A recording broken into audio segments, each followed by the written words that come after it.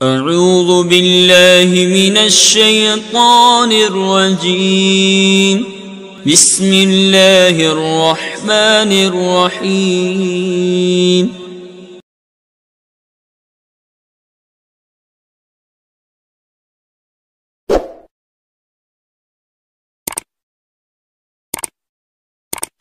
بسم اللہ الرحمن الرحیم صلی اللہ تعالی علی محمد صلی اللہ تعالی علیہ وآلہ وصحبہ وسلم۔ کل ہم نے احباب کے بارے میں پڑھا تھا کہ احباب سے مراد کون حضرات ہیں۔ بتایا تھا کہ احباب سے مراد وہ اشخاص ہیں جو نبی پاک علیہ السلام سے دل کی گہرائی سے محبت کرتے ہیں اور سرکار علیہ السلام کے ساتھ خالص اعتقاد رکھتے ہیں، اور اس کے اندر آل بھی شامل ہے۔ تو جب یہ آل بھی شامل ہے تو ان کو صراحت سے ذکر کرنے کی حاجت نہیں ہے۔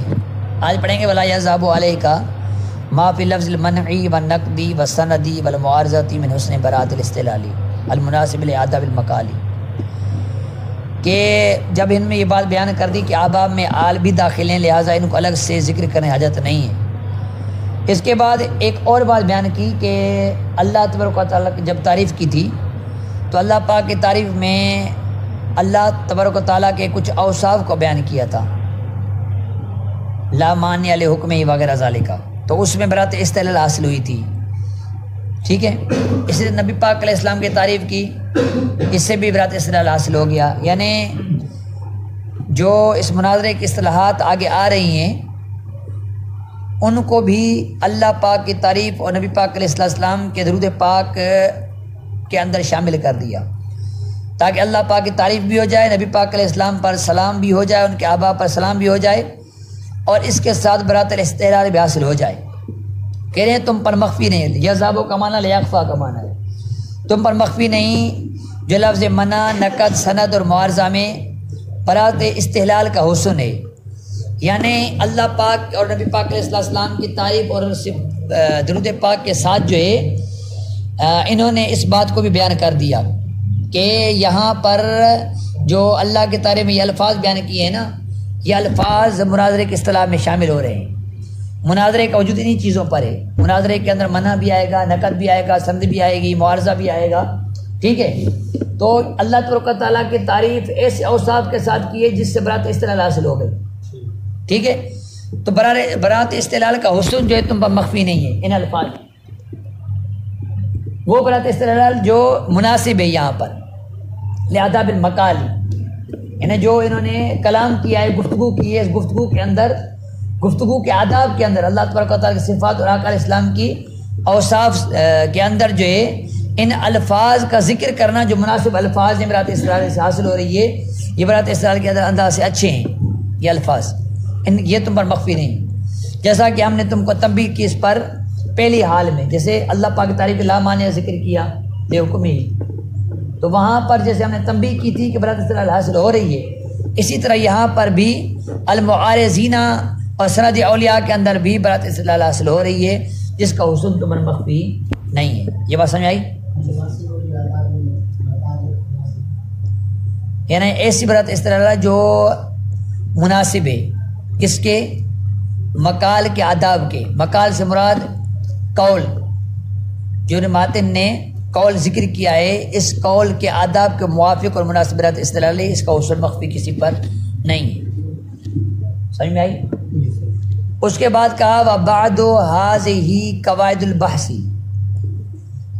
اس کے بعد یہ ان قواعد کی بحث، ان قواعد کی بحث جو شامل ہے، یعنی حمد و صلوات کے بعد ان قواعد کی بحث کو ذکر کیا جس پر یہ کتاب شامل ہے۔ اب یہاں پر شارح چند امور ذکر کر رہے ہیں۔ سب سے پہلے لفظ بعد کے بارے میں کہا کہ یہ ظرف ہے، اور ظرف کون سا ہے؟ ظرف زمانیہ ہے، بعد ظرف زمانیہ ہے، اور جب اس کی اضافت منقطع کی جائے گی، جیسا کہ تو یہاں دیکھ رہا ہے منقطع، اس کی اضافت مدافع مذکور نہیں ہے اس کا، ہاں، جب اس کی اضافت منقطع کی جائے گی تو یہاں پر یہ مبنی ہوگا، بعدو کیا ہوگا؟ مبنی ہوگا۔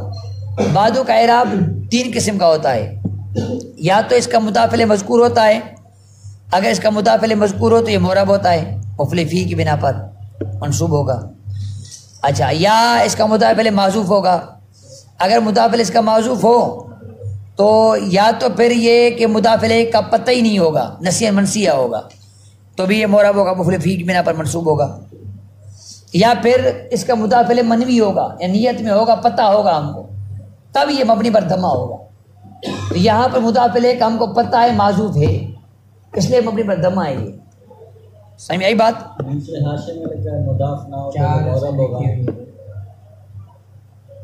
حاشیے کے اندر 4 وجوہات ہیں، نحو کے اندر اس کی 3 ہیں اور یہاں پر 4 وجوہات ہیں، ان میں سے 3 جو ہے معرب ہیں اور 1 مبنی ہے۔ 3 معرب ہیں، 1 مبنی ہے۔ چوتھی جو ہے وہ مضاف ہو ہی نہ۔ چوتھی صورت کون سی ہے؟ 3 تو میں نے ذکر کیے، اور چوتھی حاشیے کے اندر یہ ہے کہ جو مضاف اگر بعد مضاف کریں نہیں، مضاف بن ہی نہ رہا ہو تو بھی یہ کیا ہوگا؟ معرب ہوگا۔ مبنی کی ایک صورت ہے بس۔ جیسے یہ مثال دی ہوئی ہاں تو 4 معرب کی ہوگی نا، مبنی کی ایک ہے، یہ تو کہہ رہا ہوں۔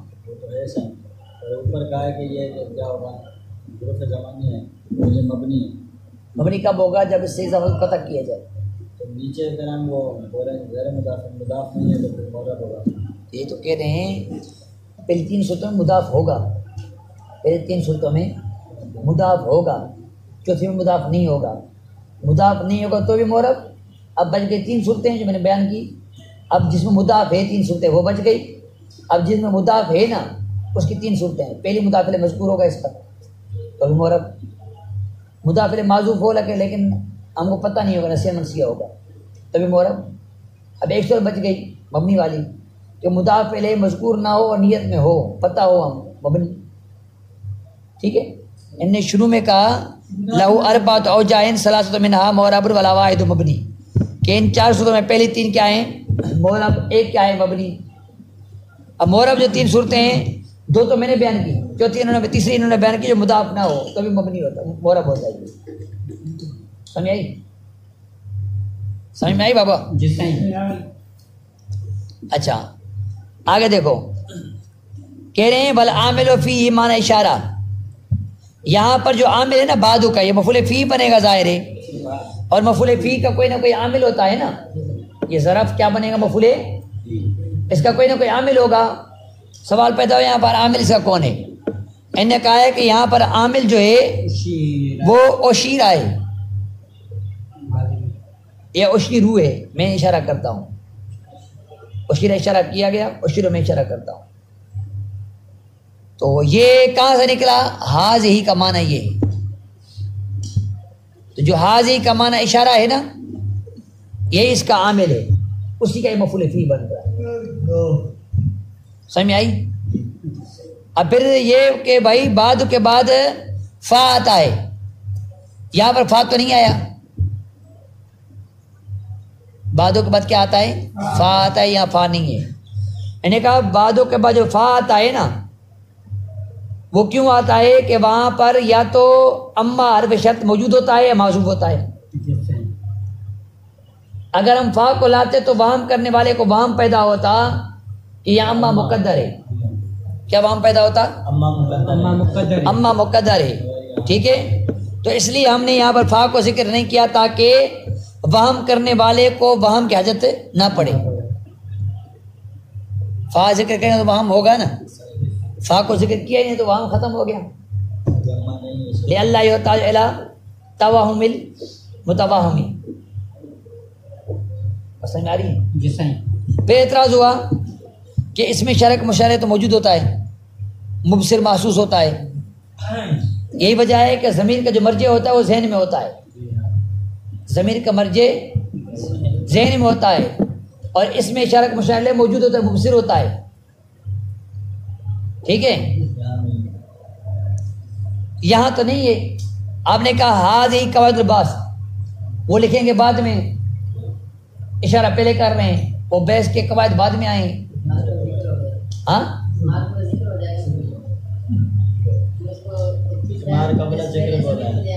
وہ ضمیر نہیں، اس میں اشارہ کی بات کر رہی ہے، اس میں اشارہ ضمیر کی بات نہیں کر رہی۔ اس میں اشارہ کے اندر اسم قبل ذکر نہیں ہوتا، ضمیر کے اندر ہوتا ہے۔ اعتراض کا جواب دیں گے نا بابا، اعتراض کا جواب یہ دیا کہ یہاں مجازن اضافت ہو رہی ہے، مجازی معنی یہاں مراد ہے، حقیقی معنی مراد نہیں ہے۔ حقیقتاً تو مشاعر مبصر اور مذکور ہوتا ہے خارج میں، حقیقتاً تو مشاعر مبصر اور موجود ہوتا ہے، کبھی مجازن بھی اضافت کرتے ہیں کس کی طرف جو ذہن موجود ہوتا ہے، جو چیز ذہن میں حاضر ہو اس کو بعد مرتب کریں، مبصر اس کو محسوس بنائیں بعد میں، کبھی اشارہ اس کی طرف بھی کیا جاتا ہے، کبھی اشارہ اس کی طرف بھی کرتے ہیں۔ تو یہاں پر بھی قواعد اگرچہ لکھے نہیں ہوئے، لیکن جب اشارہ کر رہے تھے اس وقت مصنف کا ذہن موجود تھے، ٹھیک ہے۔ اب ضمیر اس میں فرق کیا ہوگا، وہ جو ہوتا ہے وہ دیہوتی دماغ میں، مرجع دماغ میں ہوتا ہے، پھر لفظوں میں پہلے موجود ہوتا ہے، وجود بعد میں نہیں ہوتا، پہلے ہوتا ہے۔ ضمیر کے مرجع کا وجود جو ہے نا پہلے ہوتا ہے، بعد میں نہیں ہوتا، لیکن یہاں پر اس میں اشارہ کا وجود پہلے ہوتا ہے تو موجود ہوتا ہے وہ۔ اگر کبھی کبھار یوں ہوتا ہے کہ اس کا جو خیال ہوتا ہے وہ دماغ میں ہوتا ہے، دنیا میں نہیں ہوتا، تو مجازن اس کو تعبیر کرتے کہ بعد میں اس کا وجود ہونا ہے۔ تو یہاں پر بھی یہ قواعد اگرچہ موجود نہیں ہے، لیکن بعد میں چونکہ لکھیں گے مصنف، مبصر اور مصور بنیں گے، اس لیے جو ذہن کے اندر قواعد موجود ہیں نا ان کی طرف اشارہ کیا، یعنی ما حاضر فی الذہن، جو ذہن موجود ہے اس کی طرف اشارہ کیا۔ کون ذہن موجود ہیں؟ المرتب الانیق، جو بہترین ایک ترتیب ہے، جس کو لکھیں گے قواعد کو ترتیب کے ساتھ، بہترین ترتیب، وہ ذہن موجود ہے مصنف کے۔ المصور بصورت المبصر، اور جو بہترین ترتیب اس کا ذہن موجود ہے نا وہ دیکھنے والے کی صورت کے ساتھ مصور جو ہوگا، مصور تصور کرنے والا، تصور کرنے والا دیکھنے کی بہترین صورت میں جس کو عمدہ انداز سے مرتب کرے گا وہ دماغ موجود ہے۔ مصور تصویر بنانے والا، تصور کرنے والا، تصویر بنانے والا، مبصر دیکھنے والی بہترین تصویر کے ساتھ جس کو عمدہ انداز سے مرتب کرے گا نا وہ چیز کے دماغ موجود ہے پہلے سے۔ وہ کیا ہے جس کو مرتب کرے گا عمدہ ترتیب سے مبصر کی صورت کے ساتھ؟ امور کلیہ ہے وہ قواعد کیا ہے؟ امور کلیہ، جو بعد میں لکھیں گے، وہ ایسے امور کلیہ ہیں جن سے اب ایسی ابحاث کی جزیات کو سمجھا جائے گا، جن سے ایسی ابحاث کی جزیات کو سمجھا جائے گا جو صحیح کو سقیم سے جدا کریں گے، جو ابحاث صحیح کو سقیم سے، سقیم منا ناقص، نامکمل، غیر صحیح، جو غیر صحیح سے صحیح کو ممتاز کریں گی، ایسی ابحاث کے جزیات کو سمجھا جائے گا کس سے؟ ان امور کلیہ سے، یعنی جو ذہن میں موجود ہے، یعنی ایسی عمدہ ترتیب تصور کرنے والا دیکھنے کی ایک صورت کے ساتھ اس کو تصور کرے، وہ ایسے امور کلیہ ہیں جن سے سمجھا جاتا ہے ایسی ابحاث کی جزیات کو، ایسی صحیح ابحاث کی جزیات کو جو ممتاز ہیں سقیم سے، ناقص سے۔ اب سے پتا سمجھ میں آ رہا ہے؟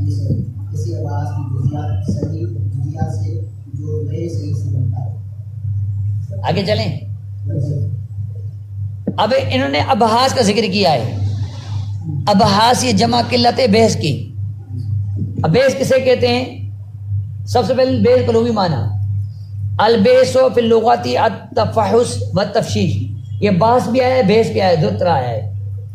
آپ کو صحیح بحث پڑھ رہے ہیں بحث پڑھ رہے ہیں۔ لغوی معنی اس کا ہے کھریدنا، تفشیش کرنا، چھان بین کرنا، تلاش کرنا، جستجو کرنا۔ تفشیش کا معنی ہوتا ہے تحقیق کرنا، تفشیش کرنا، تو میں پڑھنا، خریدنا، خریدنا، اور تفشیش تحقیق کرنا، تفشیش کرنا۔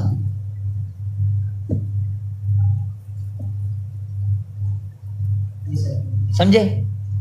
اصطلاحی اس کے 3 معنی ہیں، بیس کے اصطلاحی 3 معنی ہیں۔ پہلا معنی ایک چیز کو دوسری چیز پر محمول کرنا، اس کو بیس کہتے ہیں۔ جیسے زید قائم، زید کو قائم پر محمول کیا، اس کو یہ تو بیس کہتے ہیں۔ اور دوسرا معنی کیا ہے؟ بالا اثبات نسبت الخبریہ بالدلیل، دلیل کے ساتھ نسبت خبریہ کو ثابت کرنا، دلیل کے ساتھ نسبت خبریہ کو ثابت کرنا، یا تو اس کا مطلب یہ ہے، ٹھیک ہے۔ وال المناظرہ، اور تیسری کیا ہے؟ بے سے مراد مناظرہ ہے۔ بے سے مراد کیا ہے؟ کتنے معنی ہوئے؟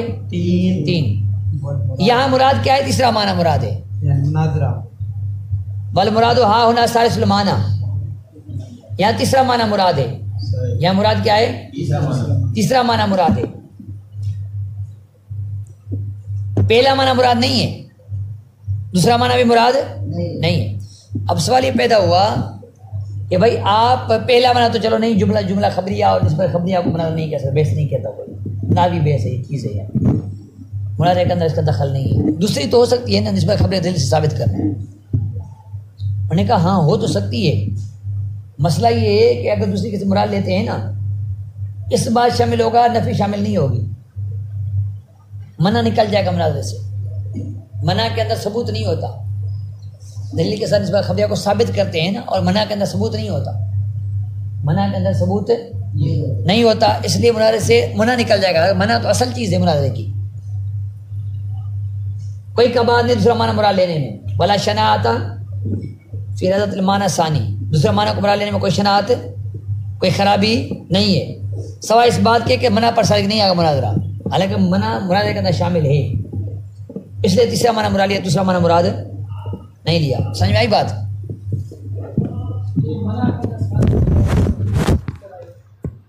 بھائی آپ نے مراد سے مراد کیا لی؟ نسبت خبریہ کو ثابت کرنا، منع کے اندر ثابت کرنا تو نہیں ہوتا، لال و سلم ہم تسلیم نہیں کرتے، عدم ثبوت ہوتا ہے منع میں۔ منع مناظرے کی اصطلاح کے اندر آئے گی، اس کا مناظرے سے تعلق بہت گہرا ہے، مقدمہ ممنوع بنے گا کیسے؟ منع وارد کریں گے تو بنے گا نا، آخر تک مقدمہ ممنوع چلے گا، تو آپ منع کو نکال دو گے بچے گا کیا باقی؟ اس لیے انہوں نے کہا نسبت خبریہ کو دلیل ثابت کرنا یہ مراد نہیں ہے، مناظرہ مراد ہے، مناظرے میں سب چیزیں آ جائیں گی۔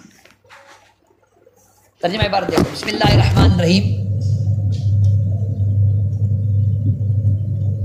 ولا يذهب عليك ما في لفظ المنع والنقد والسند والمعارضة من حسن براءة الاستهلال المناسب لآداب المقال كما نبهناك عليه في اول الحال، اور مخفی نے تم پر جو لفظ منع، نقد، سند اور معارضہ میں مناسب براءت استدلال کا حسن ہے قول کے آداب میں سے، جیسا کہ ہم نے اس کے تجھے تنبیہ کی اس پر حال کے شروع میں، یعنی اللہ پاک کی تعریف کے اندر۔ وبعد من الظروف زمانیہ، اور بعد جو ہے ظروف زمانیہ میں سے ایسا قطع عن الاضافتی بنیا، جب اضافہ سے قطع کیا جائے گا تو مبنی بنایا جائے گا، کما ترا ہا ہونا، جیسا کہ تو یہاں دیکھ رہا ہے، والعامل فی معنی الاشارتی فی قولی، اور اس میں اشارے کا معنی ہے، عامل ہے، اس میں اشارے کا معنی حاضی کا جو معنی اشیر ہے وہ اس کے اندر عامل ہے، اور حاضی کہاں ہے؟ فی قولی حاضی قواعد الباس، ان قواعد کی بحث کے بعد، ترک الفعل اللہ یحتاج الی التوہم المتوہم، ترک کر دیا فا کو تاکہ وہم کرنے والے کے وہم کی طرف حاجت نہ ہو، یعنی ما حاضر فی الذہنی، یعنی جو چیز ذہن میں ہے اس کی طرف اشارہ کیا، میں مرتب العنیف المصور بصورت المبصر، امور کلیہ، ذہن میں کیا چیز موجود ہے؟ ایسی عمدہ ترتیب جس کی تصویر بنانے والا دیکھنے والے کے لیے اچھی تصویر بنائے، وہ کیا ہیں؟ امور کلیہ ہیں، یفہم منہا جزیات الابحاث صحیحہ ممتاز من السقیمہ، ویسے امور کلیہ ہیں جس سے سمجھا جاتا ہے صحیح ابحاث کی جزیات کو جو ممتاز ہوتی ہیں ناقص سے، سقیم سے۔ والبیس فی اللغت التفحص والتفشیش، لغت بیس کہتے ہیں خریدنے کو، تفشیش کرنے کو، اور پھر اصطلاح میں کہتے ہیں یطلق علی حمل شیء علی شیء، کسی چیز کو کسی چیز پر معمول کرنا، والا اثبات نسبت الخبریہ بدلیل، دوسرا معنی ہے نسبت خبریہ کو دلیل سے ثابت کرنا، والمناظرہ، اور تیسرا معنی ہے مناظرہ کرنا، والمراد ہا ہونا ثالث المعنی، اور یہاں پر تیسرا معنی مراد معنی میں سے معنی، ولا شیء عطا فی ارادۃ المعنی ثانی سوا انہ لا یصدق المنع، کوئی خرابی نہیں دوسرے معنی کو مراد لینے میں، سوائے اس کے کہ وہ مناظرہ صادق نہیں آئے گا منع پر۔ بس یہاں تک سبق ہے، انشاءاللہ کل مزید آگے بڑھیں۔